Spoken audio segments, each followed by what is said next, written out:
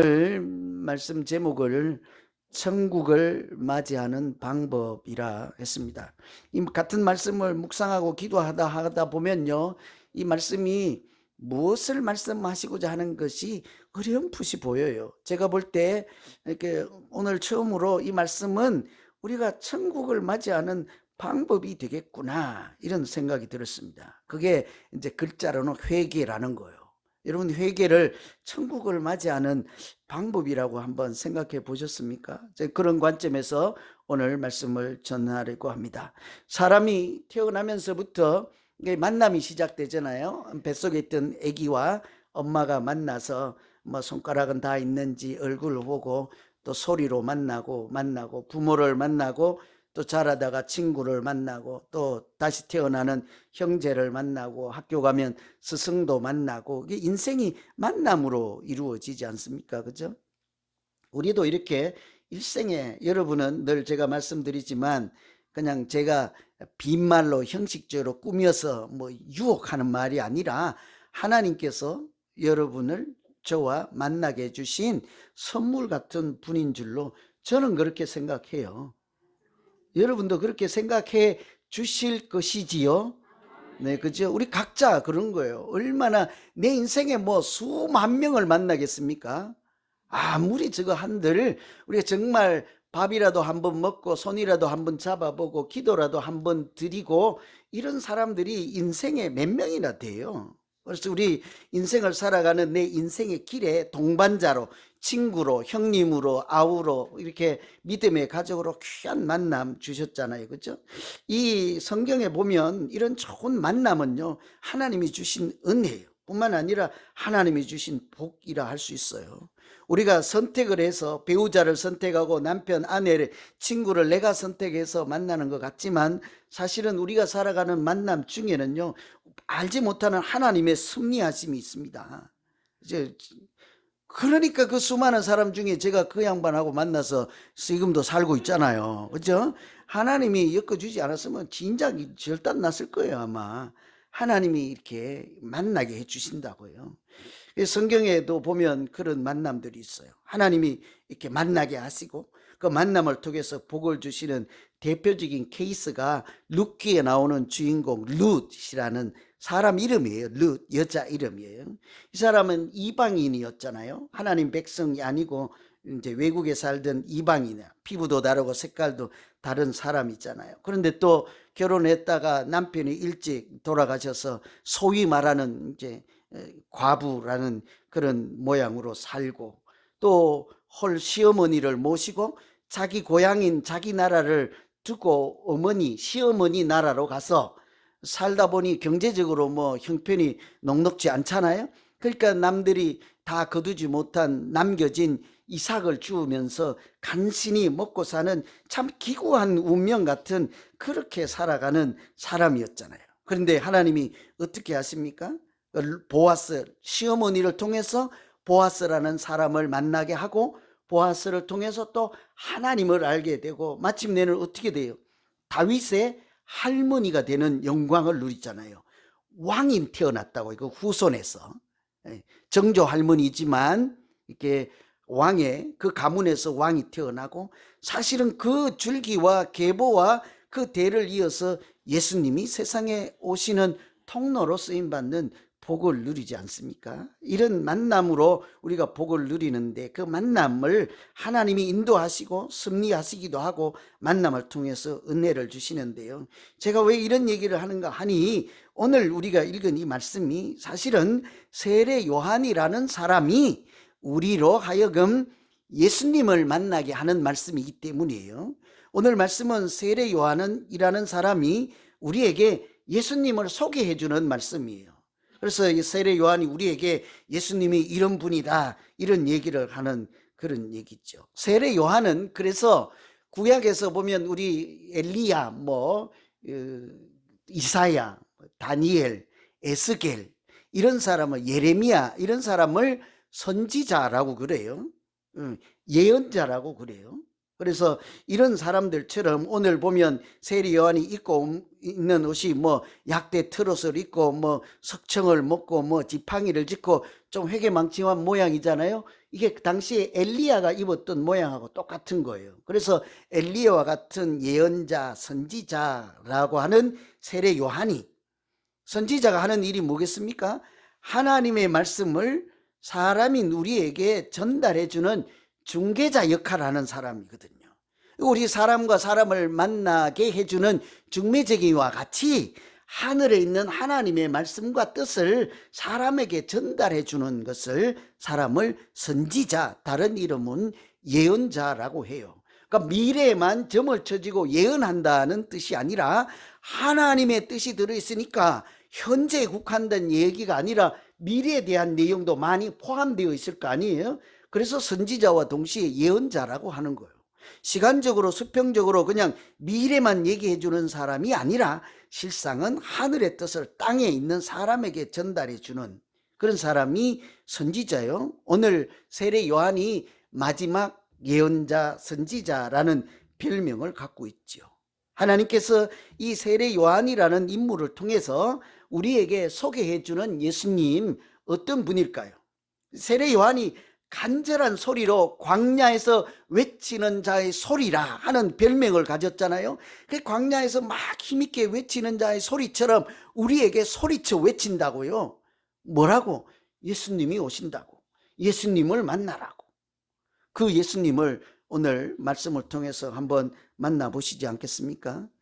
세례 요한이 소개해 주는 예수님 어떤 분일까요? 세례 요한이 어떻게 예수님을 우리에게 소개해 주는가 하니 약간 해석을 붙이면 이분은 천국을 만나게 하는 분이십니다.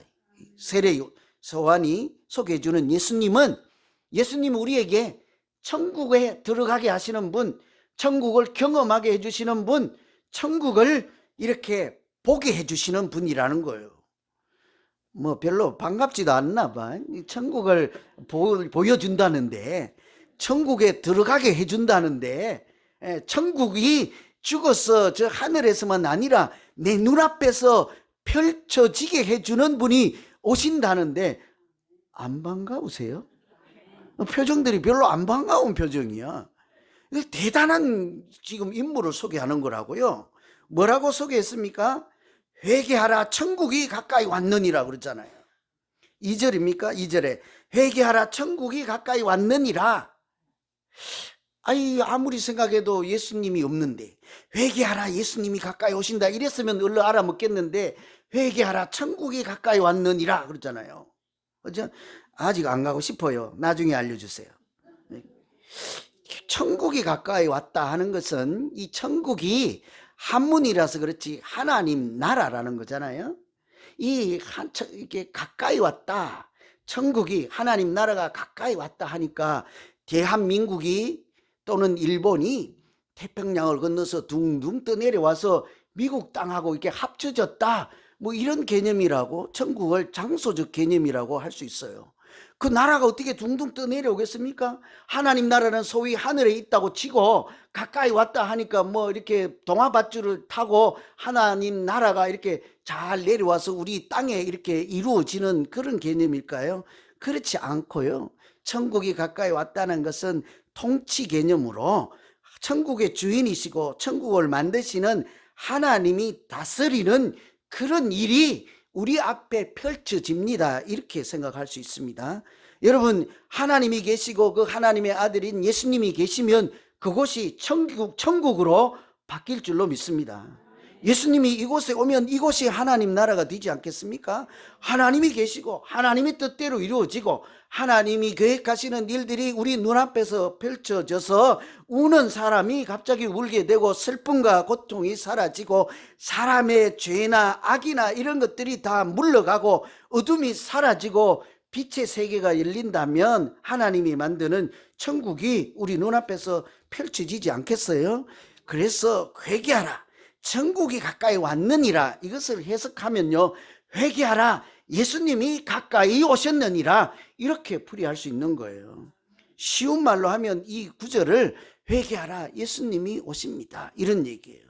그러니 천국이 가까이 왔느니라 이 말은 앞에 무슨 얘기가 들어있습니까?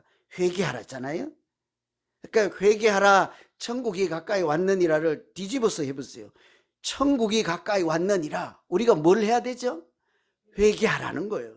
그러니 회개라고 하는 것은 가까이 오고 있는 천국을 맞이하는 요령인 거예요.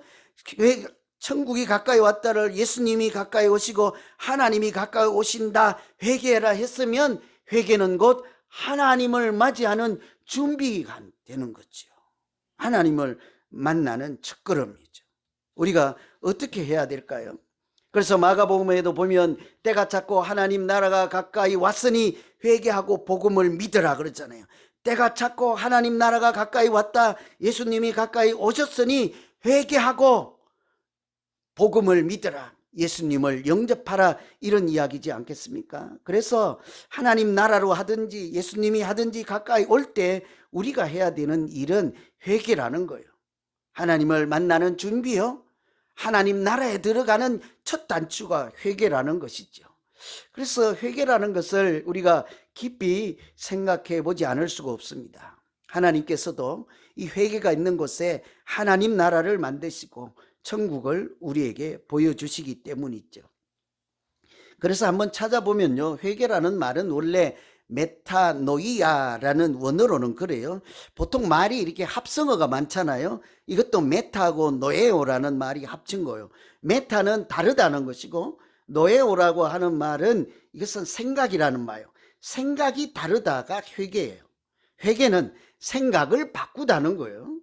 우리가 마음 안에 있는 내 뜻을 바꾼다, 내 인생의 방향을 바꾸어서 다른 방향으로 돌아간다, 이런 얘기가 회개라는 것입니다. 우리는 회개하면요, 가끔은 지난날 잘못했던 거 뉘우치고 슬퍼하고 후회하는 것을 회개라고 하는데, 내 마음 안에서 그런 잘못했습니다, 다시는 그러지 않겠습니다 하는 그런 차원이 아니라 내 생각을 고친다고요. 뜯어 고친다고요.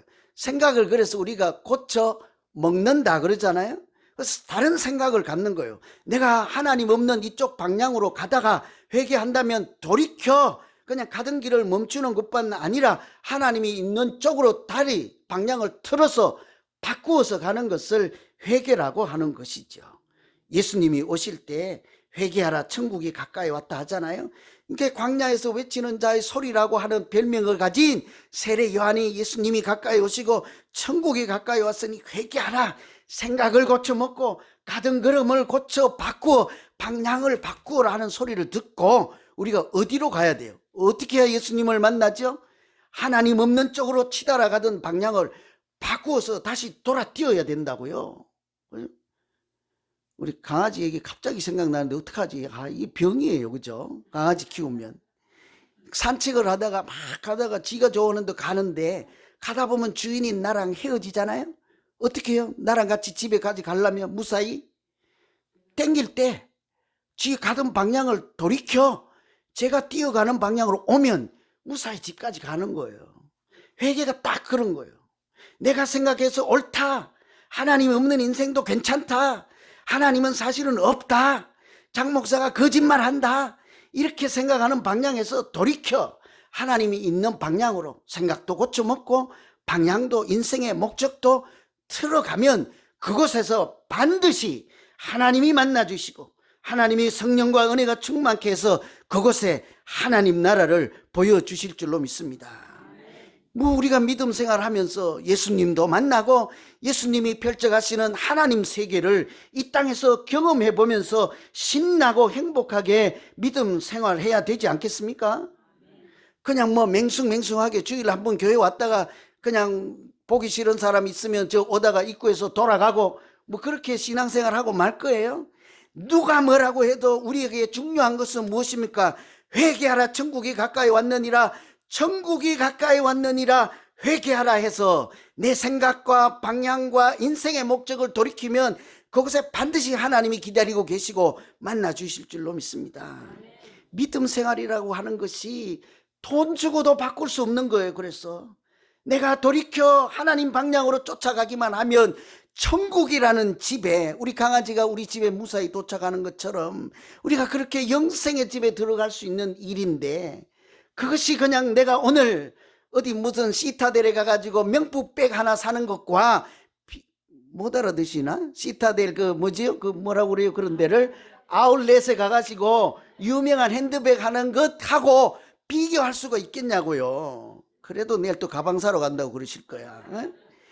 교회에 와서 예배 드리고 평소에도 믿음 생활하면서 회개해서 하나님 없는 사고에서 하나님 없는 그런 사고방식과 하나님 없는 생활 양식에서 돌이켜 주님 방향으로 가보세요.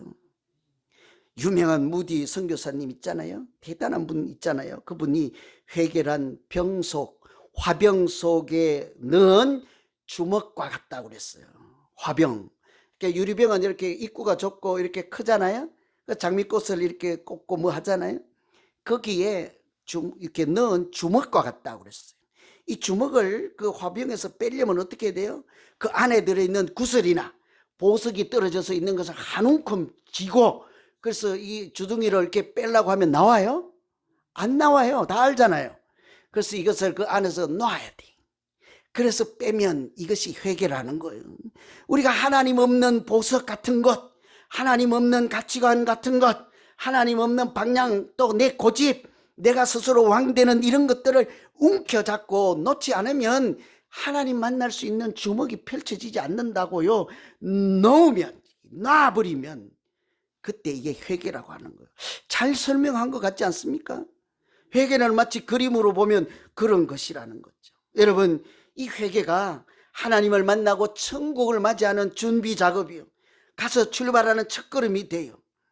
하나님 없이도 잘 살 수 있다는 생각을 고쳐먹고 세속에 물들어 있는 내 생활 양식을 다 내려놓고 오직 전심으로 하나님을 구하고 찾으면 그것이 회개잖아요.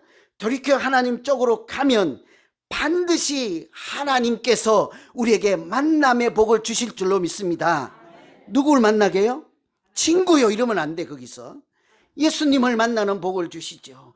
천국을 만나는 복을 주십니다. 이런 회개를 통해서 우리의 생각을 돌이켜 마음을 돌이켜 하나님 방향으로 바꾸어서 가기만 하면 예수님을 만날 뿐만 아니라 하나님이 그곳에 이 땅에서도 우리 집에서도 우리 교회에서도 반드시 천국이 어떠한지를 보여주시고 이끌어 가실 줄로 믿습니다.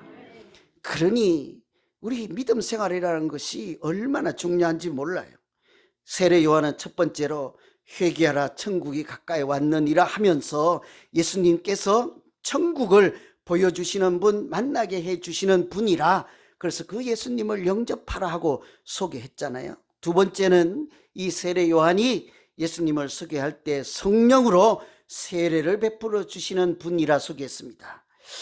11절에 보시면 그는 성령과 불로 너희에게 세례를 베푸실 것이요 라고 하죠. 예수님은 우리의 죄를 사하여 주시고 용서해 주시고 자유를 선포해 주실 뿐만 아니라 그래서 새로운 피조물로 거듭나게 하시는 분인 줄로 믿습니다. 그죠? 우리가 다 알고 있잖아요. 십자가의 보혈로 하나님의 자녀가 되는 은총을 우리가 믿음이라는 선물을 통해서 살게 하시지 않았습니까? 이 세례 요한이 광야에서 외치는 자처럼 이렇게 막 그 당시에 소리를 지르면서 했다고요. 회개하라, 하나님 나라가 가까이 왔다 하니까 그 소리를 듣고 사람들이요 나왔다고요. 저 사람 꼴을 보니 꼭 옛날에 오래전에 살았던 그들이 기억하고 있는 엘리야를 또 알아야지 뭘. 엘리야 해도 막 가슴이 뭉클해야 되는데 엘리야를 알기는 아시죠?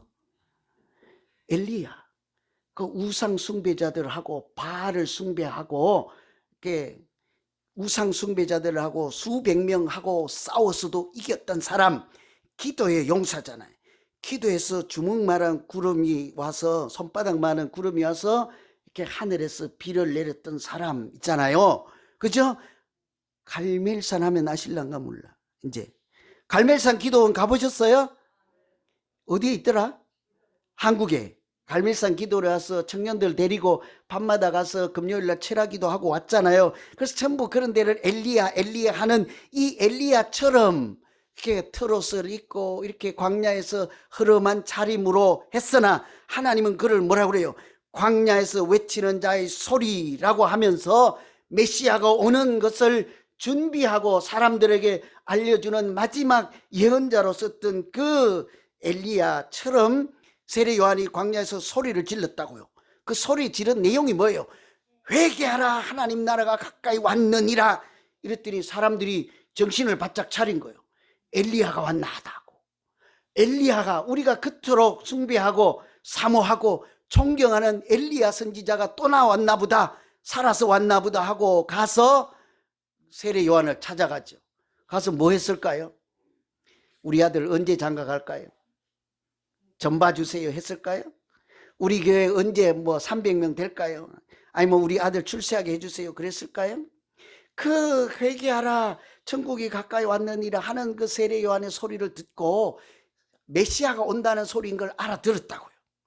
회개하라가 무엇인지를 알아듣고 사람들이 저마다 가서 하는 일이 그 앞에 나아가서 자기들의 죄를 고백하였다 그랬죠. 6절에 보시면 자기들의 죄를 자복하고 요단강에서 그에게 세례를 받았더라 그래요.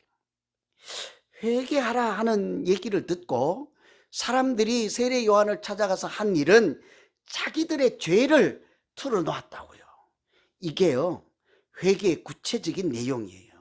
우리가 잘못했습니다 후회하고 눈물을 한 바가지 흘리고 그것이 회개가 아니라 하나님 앞에 나아가서 내 죄가 무엇인지를 하나님 앞에 실토하고 그 죄에서 떠나 죄 없는 하나님께로 나아가는 것을 회개라고 할 때요, 죄를 고백하였다고요. 그랬더니 이 세례 요한은 그 죄를 고백하는 것을 다 듣고 세례를 그들에게 베풀어 주었대요. 그리고 우리가 고민해 봐야 될 것이 있어요. 사람들이 회개하라는 얘기를 듣고 세례 요한에게 가서 죄를 고백했다는데, 나는 아무리 이 말씀을 읽어도 회개하라, 하나님 나라가 가까이 왔다고는 하는데 죄를 털어놓을 것이 없어요. 목사님, 나는 살면서 얼마나 착하게 살았는지 살인도 한 번 안 했고요, 도둑질도 한 번 안 했고, 은행 튼 일도 없고, 누굴 밀어서 상해한 일도 없어요. 내가 털어놓을 죄가 없어서 감옥 가지 않은 거 보면 내가 얼마나 착한지 모르겠나고. 그죠?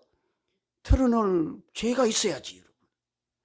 그래서 우리가 요한복음을 읽어보면 죄라고 하는 것은, 죄에 대하여라고 하는 말씀은 그 하나님이 저희가 나를 믿지 아니함이로다. 사람이 하나님 앞에 섰을 때 하나님 없다 하고 하나님을 믿지 하고 하나님이 우리를 사랑해서 구원하시기 보내시는 예수를 그리스도라 부르지 않고 영접하지 않는 것이 하나님께는 도둑질이나 살인하는 죄보다 더 근본적인 죄가 되는 줄로 믿습니다. 이 죄를 고백하는 거예요. 사람들이 내가 하나님 없는 사람처럼 살았습니다. 하나님이 살아계신다 하여도 나는 내가 스스로 힘으로 얼마든지 내 인생을 잘 경영할 수 있다고 믿고 내가 스스로 왕노릇하면서 살았습니다. 이런 죄를 다 실토할 때 세례 요한이 듣고 알았다, 이제는 됐다 하고 집에 가라 하지 않고요, 요단강으로 데려갔어요. 왜 데려갈게요? 세례를 주는 거예요. 세례라고 하는 것은 근본적으로 씻는다는 얘기예요. 강에 가서 물로 씻는 거예요. 뭐를요?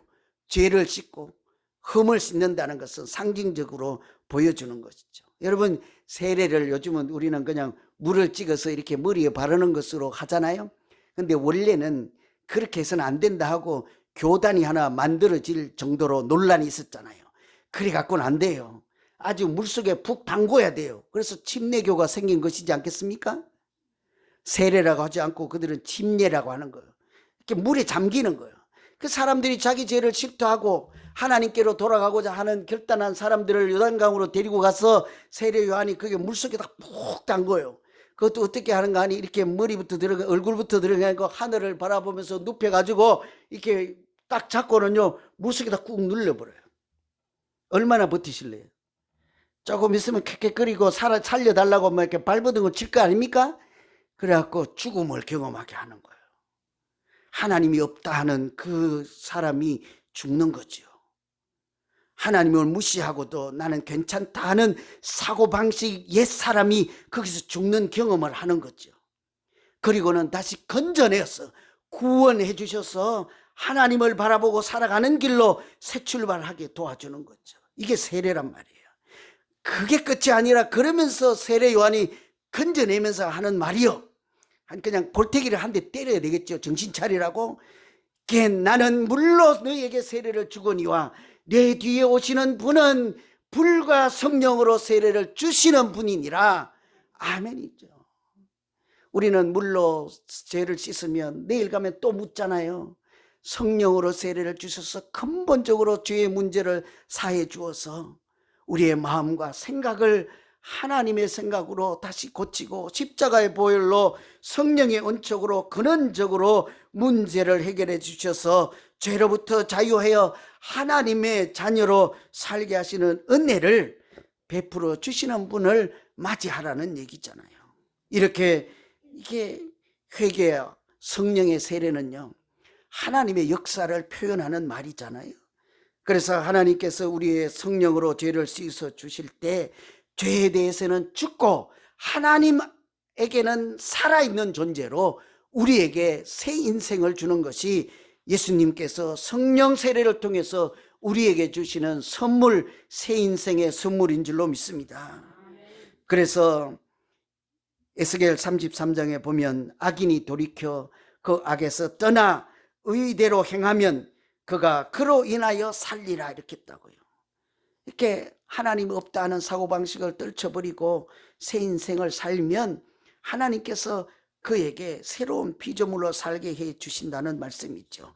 이렇게 오늘 세례 요한이 두 번째 소개하는 것은 그분이 이처럼 성령 세례로 우리의 죄를 근원적으로 해결해 주셔서 하나님의 자녀로 살게 하시는 분입니다 하는 얘기죠. 우리가 오늘 그래서 하나님을 아버지라고 부르고 이 순간에 이 귀한 시간을 구별하여서 하나님 앞에 시간을 드리고 내 마음을 드리고 물질로 헌금 예물을 드리면서 하나님의 자녀로 살아가고 있는 줄로 믿습니다. 어떤 사람이 청년 때요, 이 청년 이야기하고 마칠게요. 이 젊었을 때는 교회에 와서 예수 믿으라 해도 이렇게 안 들리잖아요. 하나님 없어도 아무렇지도 않거든요. 불편하지도 않거든요. 이 친구가 교회 와라, 교회 와서 하나님 믿자 해도 듣지 않다가 어느 날 자기가 눈에 병이 들어서 병원을 갔더니 이 정밀 진단을 하신 의사가 깜짝 놀라서 그냥 소독만 하면 되는 게 아니라 눈을 빼야 된다는 거예요. 제거를 해야 된다는 거예요. 아주 청천벽력 같은 소리이지 않겠습니까? 젊은 시절에. 제가 한 2달 전에 눈 때문에 고생했잖아요. 여러분, 그날 새벽기도 오신 분들 제가 처음부터 끝까지 눈 감고 설교했는데요. 오늘도 제가 이렇게 처음부터 끝까지 눈 감고 설교하면 목사님 설교 안 해도 돼요, 빨리 가세요 이럴 거 아니에요. 얼마나 불편한데. 제가 그날 말씀드렸어요. 아주 조그만한 티끌 제가 웃었다니까요. 그게 눈에 박혀도 이게 얼마나 불편해서 이렇게 살 수가 없어요. 견딜 수가 없어요. 그런데 이 사람은 독이 들어서 눈에 다 퍼져서 그 제거하지 않으면 자기 온몸이 독이 퍼져서 살 수가 없다 하니까 그렇게 수술을 하지 않을 수도 없고 낭패잖아요. 그때 그 예수 믿는 친구가 와서 마지막으로 한 번 더 말을 건넸죠. 속는 셈 치고 이제 어찌할 수가 없으니 마지막으로 한 번 더 하나님께 매달려 보는 것이 어떻겠느냐 하니까 이게 뭐 죽기 아니면 까무라치기잖아요. 속는 셈 치고 이렇게 교회를 가서 하나님 앞에 무릎을 꿇지요. 그때는요, 형식적이지 않아요. 그냥 뭐 되려면 되고 이렇게 하지 않는다고요. 진짜 전심으로 하나님 앞에 자기 본심을 이야기하지 않겠습니까? 그러니까 회개하라, 하나님 나라가 가까이 왔다 했을 때 사람들이 와서 그 죄를 토해내는 것처럼 이 청년도 자기 양심 밑바닥에 있는 말을 꺼내기 시작하는 거예요. 뭐요? 지금까지는 내가 왕노릇하며 하나님 없어도 문제가 없었습니다. 하나님 살아계신다 해도 나하고는 상관없습니다. 이렇게 살았던 나같이 무식한 인간을 하나님 지금이라도 한 번이라도 용서해주시고 불쌍해 주셔서 하나님을 아는 사람으로 이제라도 살면 안 되겠습니까? 내 눈부터 고쳐주셔서 한 번만 더 이제 앞으로 하나님과 같이 사는 인생 쪽으로 새 출발하게 해 주십시오 하고 무릎 꿇고 진심으로 하나님 앞에 마음 문을 여니까요, 기도의 문이 열리는 거예요. 자기 가식, 위선, 체면 이런 거 관계없는 거예요.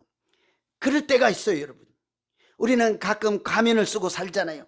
체면을 쓰고 산다고요. 내가 누군데 하는 자존심 갖고 산다고요. 그런데 그런 거 다 홀라당 벗고 마치 나체처럼 홀라당 다 벗은 하나님 앞에서 자기 본심을 토해낼 때가 있잖아요. 그때가 내 본연의 모습이에요. 죽을 때, 임종할 때 아무도 그리키지 않습니다. 뭐 앞에 미래를 걱정도 하지 않습니다. 하나님 앞에선 단독자로서 자기 양심을 토해내듯이 이 사람이 그렇게 마음을 열으니까 하나님이 성령이 임하여서요 기대의 문을 열어줘요. 어떻게 했어요? 눈물이 비오듯 쏟아지는. 하나님 앞에서 눈물 흘리지 않을 사람이 어디 있겠어요? 저는 2주 전에 제가 내 구주 예수를 더욱 사랑 밤 12시에 설교하면서 오늘 내일 봉헌송 이거 불러야지 하고 첫 절 부르는데 그 밤중에 그냥 눈물이 쏟아지더라고. 하나님 내가 주를 사랑하나이다. 참 힘들 때잖아요. 그죠? 그래도 그 밤중에 주님 내가 주를 사랑하이다. 내가 죽는 날까지 주님 사랑하며 살게 해주십시오. 이렇게 본심으로 그런 찬송 부르면요 울지 않을 사람 없어요. 안 울면 본심이 아닌 거예요. 눈물이 나지 않으면 성령이 임하지 않고 예수님 만나지 않은 사람이요. 우리가 진실로 이 시간에 예배를 드려도요 하나님이 성령이 임하게 하시고 우리 마음을 뒤집어 까서요 부드러운 마음을 바꾸고요 어눌한 저같이 무식하고 못난 사람이 전할지라도 사람의 입이지만 하나님 말씀을 듣게 하신다고요. 이 청년이 그렇게 자기 양심을 토해내니까 저절로 어떻게 됐다고요? 눈에서 눈물이 비오도 쏟아집니다. 이튿날 수술받으러 병상에 올라갔는데 수술하던 의사가 보니까 독이 다 없어진 거예요. 퀴즈 낼게요. 퀴즈. 1번 많이 울어서 독이 다 씻어갔다. 2번 성령의 눈물로. 오늘 우리 찬송에 있었잖아요. 하나님이 주시는 눈물로 하나님이 고쳐주셨다. 뭐라고 하시겠습니까? 회개해서 생각을 돌이키고 방향을 돌이키고 인생의 목적을 돌이키며 반드시요 하나님이 만나주시고 은혜 주실 줄로 믿습니다. 우리 가까이 오신 예수님이 우리를 만나주시면 성령의 세례를 베풀어서 죄를 씻어주실 뿐 아니라 하나님의 자녀로 살게 하시고 그뿐만 아닙니다. 그곳에 지금 우리가 죽지 않았어도 이곳에 살아있는 이 땅에 하나님 나라가 내 눈앞에서 펼쳐지게 하실 줄로 믿습니다. 그때 우리가 뭐라고 불러요? 내 영혼이 은총이 중한 죄짐 벗고보니 슬픔 많은 이 세상도 천국으로 화하도다. 이렇게 찬송하지 않겠습니까? 우리가 이런 마음으로 이 찬송을 한번 불러보실래요? 438장. 오늘은 제가 설교 결론을 내지 않고요 우리가 느낌으로